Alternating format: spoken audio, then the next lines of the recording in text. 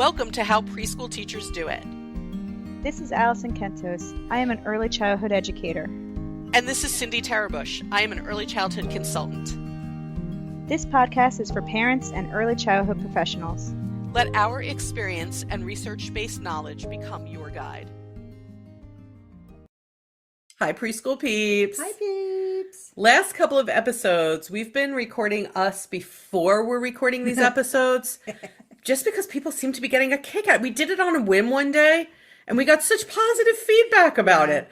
So if you want to see us not recording a podcast episode, but preparing to record a podcast episode. It's really not a lot of preparing. It's just us gabbing and laughing and like randomly Googling things up. Yeah, randomly. This is our lives. This is how we are. Yeah. So check our Facebook page where we're posting these. And I forget where else we're posting it, but definitely our Facebook page. Yeah. And you'll get to see the lack of magic behind the podcast. Us in real life? Yeah. Real life Alice. Not that this isn't real life. No, yeah, I know. I think that's the more professional real life us. This is somewhat more professional. More professional. Okay. Speaking of which, we are going to behave more professionally because people are listening to us all over the place. We are. People are listening to us all over the place. Mm-hmm. So, Allison, what are a couple of places? We are getting listened to in St. Lucia. So cool. That's cool. And Fairfield, Connecticut. And I know we just shouted out Connecticut a couple episodes ago because my cousins live in the town. This is a different town, and we wanted to have like a little like Connecticut competition. So in the past, I think we shouted out Vernon. Vernon, yes. Right, okay. My cousin lives in Vernon. Hi again. See, shouting you out again. Right. See? So Vernon, Connecticut was shouted out. And then we go into the statistics today to figure out who gets shouted out. Connecticut is number one. Mm-hmm. And so I was like, Connecticut's number one. I go into Connecticut.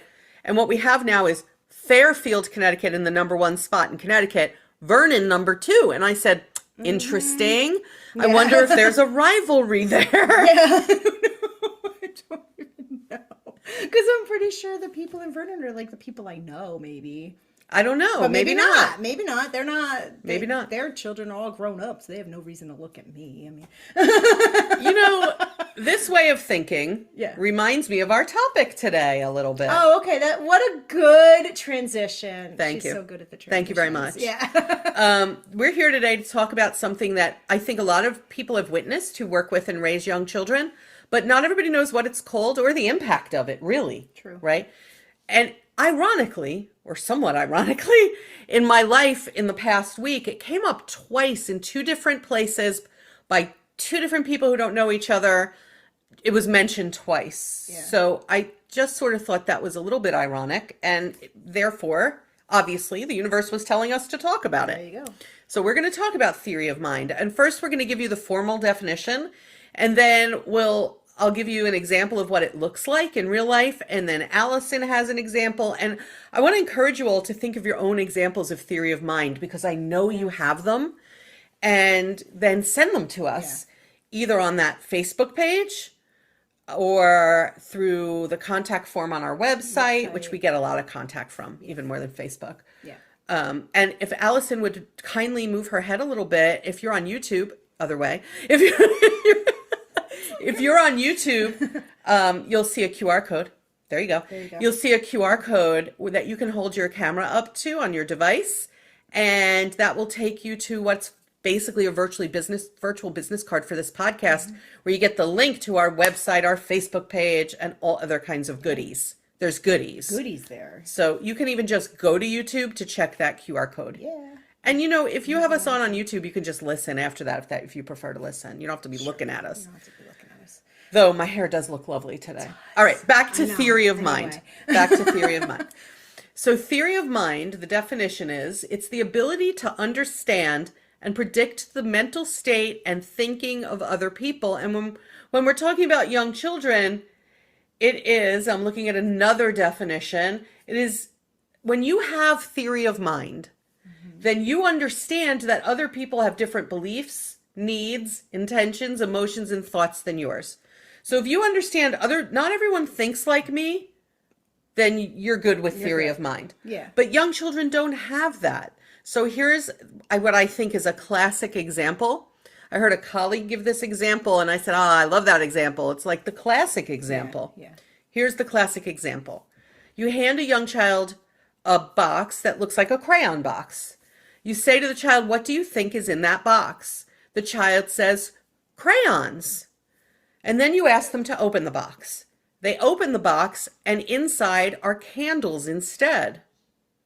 So you then, of course, talk with the child about how, it's not crayons, it's candles. And we look at them and we feel them, right? Yeah. And then you say to the child, we're going to close the box and give it to your classmate, Becky. What do you think Becky is going to say is in this box? And the first child says, candles.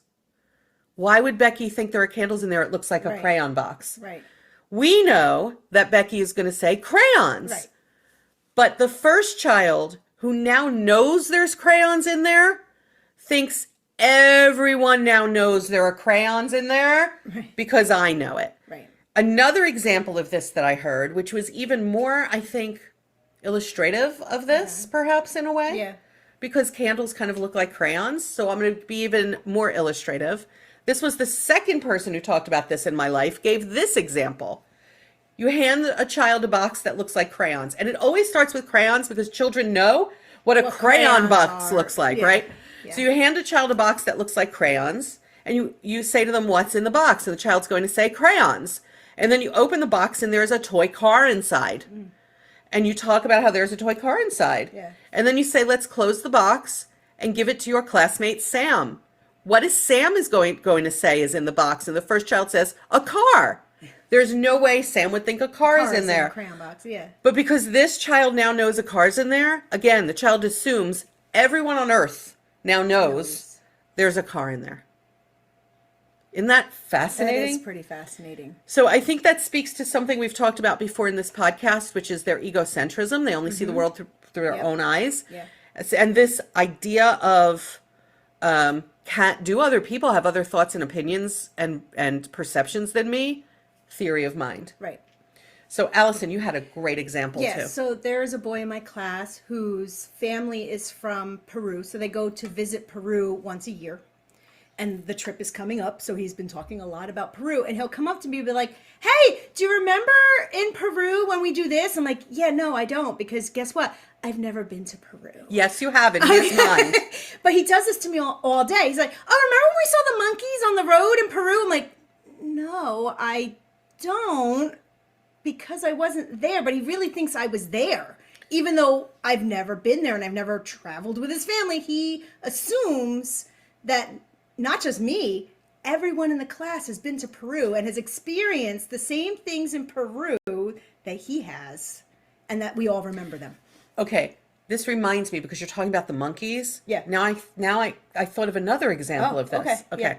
I was talking to a child once who had been to a zoo and came back and was talking about this visit to the zoo and used the pronoun we, right? Yeah. So the child said something like, then we saw the giraffes. And I said, you and your family saw the giraffes? And he said, so did you. No, I didn't. So I said to him, I remember saying to him, I wasn't at the zoo with you. And that baffled this child. I said, I didn't see the giraffes because I wasn't at the zoo. Yeah. And he was like, but you saw the giraffes with me. And I'm like, No, it's like Peru all over again. It's like, no, I've never been there. It was sort of like, I think they really think that you've been there. I think he said something like, but you saw the giraffes too. That's what he said. Yeah. But you saw the giraffes too. And I said, I didn't see the giraffes. Right. And he was like, you saw them too. Just kept saying it. They get very, because I think in the boy in my class, I think because his family is from Peru, he thinks everyone's family is from Peru. Yeah, probably. So he doesn't understand that, like, never been there. Most people have not been, right? So, like, he doesn't quite understand. So when he's even talking to, like, another child, he's like, oh, when we go to Peru, remember when we went to Peru? They're like, what are you talking about? Like, they don't even know what Peru is. He knows what it is because it's very relevant to his life, but they don't. And he gets kind of annoyed, like, what do you mean you don't know where that is? It's like, well, we're not all from there, you know? So that's okay. but Don't we all, I think we all sometimes maintain some of this. Like, I do think right? that, Like yeah. if I have a particular point of view, I will sometimes make the assumption that other people do too. But no, they haven't had my life experience. Correct. They weren't, Right. one of very interesting things I had to learn as a program director, and if you're listening to us or watching us and you're a program director, you might relate to this. Yeah. I actually had to learn this lesson. I had to have somebody tell me this. I would go to conferences, and sometimes my staff came with me when it was local conferences, but sometimes I would go far for a conference. So I would go to a professional conference and then bring back all sorts of information Right. about like the school and our staff and what we could be doing. And I used to come back very, very excited about this new information and things I wanted to change. And we know change is hard for people, but I would come back like, we're going to change this. This thing I saw is great. Let's change. And people would look at me like, what? I really don't want to change that. I am not agreeing. I had a colleague once say to me, and it was so true. I would come back so excited. And this colleague said to me, you need to remember they weren't at the conference with you. Right. And I was like, wait, what? And my colleague said, it's important that when you go back, you remember that they weren't at the conference with you, so they're not going to be excited about it like you, and you're Right. going to have to phase this in a little bit at a time. Right. I was But a she's grown right. adult. I know, but I think this happens a lot because like if you experience something, you get excited and it motivates you to want to make these changes, right? But if other people didn't experience it, they're like, no, you're just coming at me with this stuff and I don't see the same path because they weren't there with you to see the path, right? So like you have to bring them on the path with you. Mm-hmm. And that's hard. And they still might not ever join you on that journey, because they didn't experience it. Like You're right. Like it's we somehow in some ways a little bit have to be reminded. But when I was reminded, okay, they weren't there with you, they didn't see this, they're not as excited about it. When someone reminded me, very nicely reminded me of that, then I was able to take that and go, no, you're right. You're right. You're right. They weren't with me and I'm going to have to go in slowly with this. But children, they just can't. They'll argue. No, you saw it too. You saw it too. You saw it too. Because I think we have this ability. Right. But children do not. But sometimes I still think you need to be reminded. So if a child, and here's how it shows up in our classrooms and at home. If a child sees a new shiny toy and thinks sort of like, I want to play with that, they think that everyone else thinks they should play with that. Right. Not them. Like let's say, I'm going to go back to poor Becky is my example today. I don't know why. Go back to Becky. So let's say there's a new toy in the room and Becky sees it and thinks to herself, I really want to play with that at free play. And then free play comes and Becky goes over to use it, but someone else is playing with it. That is frustrating and baffling to Becky because if Becky thought, I really want to play with that at free play, she thinks everybody else is thinking Becky should be playing with that. Becky should be the first one to get it. Yeah. Right. Becky should get it. Yeah. And if Sam, I'll pick on Sam again, if Sam is over there, then she doesn't understand because Sam should have been thinking Becky wants to play with this. Yeah. Becky would play with this. Do you see what I mean, folks? When really they're all thinking, I want to play with that. And it's all about them. And they're thinking. So they're all having the same thought, but it's about them. So each child is thinking about themselves, but they're thinking everyone else thinks it about themselves. Yes. Yes. I hope that makes sense. Yeah. So, let's say it's time for a meal at home. And the child is thinking, I want pizza. And you say, for dinner, I think I want some meatballs. They're going to be like, no, you want pizza. Yeah. You want pizza. Yeah. Whatever they're thinking, they think everybody thinks. Yeah. And in today's world, I think there are plenty of adults who think that. Mm-hmm.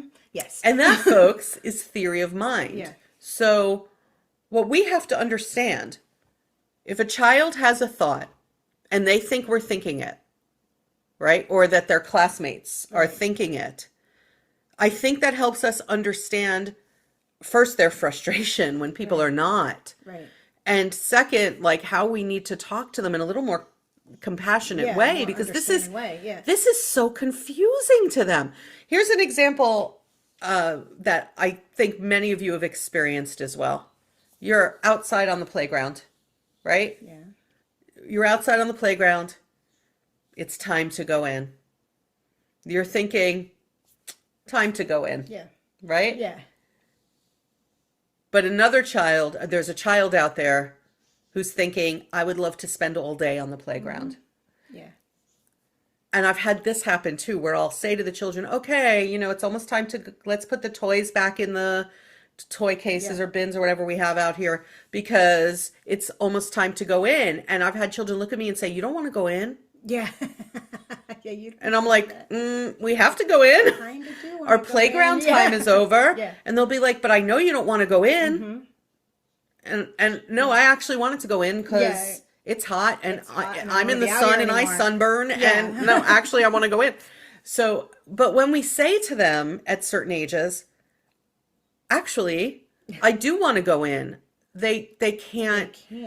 It's hard for them. And should we be saying, actually, I was thinking we should go in. Yes, I should say that. Right, the fact that they can't relate to it has to be understandable. Right, because I'm sitting here thinking, like, how do we develop this, right? And I think possibly the way to develop it is to be like, actually, no, I don't think that. So they start to maybe realize, like, oh, other people do have thoughts, but are they able to even wrap their head around that? So I'm looking at a resource online right now, and it talks about how this evolves over time and with experience, right? We have to give the children the time. And that really, when you have theory of mind, it's sort of like a form of mind reading. Yeah. Like I can now predict what someone else is thinking and saying. And that takes time and experience to be able to do that. Yeah. And another thing about theory of mind is that it allows us to predict behavior. Yeah. If children don't have that yet, they can't predict the reactions and behavior of the other people around them. Yeah. So that works two ways. Ready? They do something that is outside the boundaries of rules in your classroom. They can't predict how you're going to think about that or react to that. Right. We as adults act surprised that they don't realize I'm upset or right. But no, they don't yet have the capacity to predict how you are going to react to it. So will they do that thing over and over? Yeah, because then what they're learning is there is a predictability. Right. But they have to do things over and over to get that predictability. Yeah. And the other thing that impacts that they can't make predictions about other people's behavior or feelings is, when a child grabs a toy from another child and we're like, that's going to make the other child mad. No, they don't. No, they don't. Yeah. Oh, here's another example online. I love this example too. A child is told that a box contains Band-Aids, but when the box is opened, it has crayons. It's always crayons. Always crayons. So developing it, folks, is influenced by social interactions, parenting, education, and practice. Yeah. And it's dependent on the maturation of several brain systems. So, patience. Yeah. As their brains develop. Yeah. Patience. Yeah. I hope this gave you a lot of food for thought. And please do contact us with your examples of theory of mind. We will happily share them if you do, if you give us permission. If you don't give us permission, that's fine. We know you sometimes have to maintain privacy. You would go to howpreschoolteachersdoit.com to the contact form or send us a message on Facebook. Yep. And that'll pretty much do it. I also have a professional Instagram, and people sometimes message me there. Yeah. On the Instagram, my name, handle, code, I don't know. You're asking the wrong It is my full name. It's like the at symbol, whatever that is. Cindy Terabush. Yeah. So if you're not sure how to spell my name, you can go to the website or come to YouTube where it is now displayed so nicely. Displayed for your viewing pleasure. In fact, my name is now both on top and at bottom, and I probably should get rid of the bottom one. You don't need me twice, that's for sure. We don't need two Cindys? No, the world does not need two Cindys. We will catch you next time on the podcast, folks. Bye, peeps.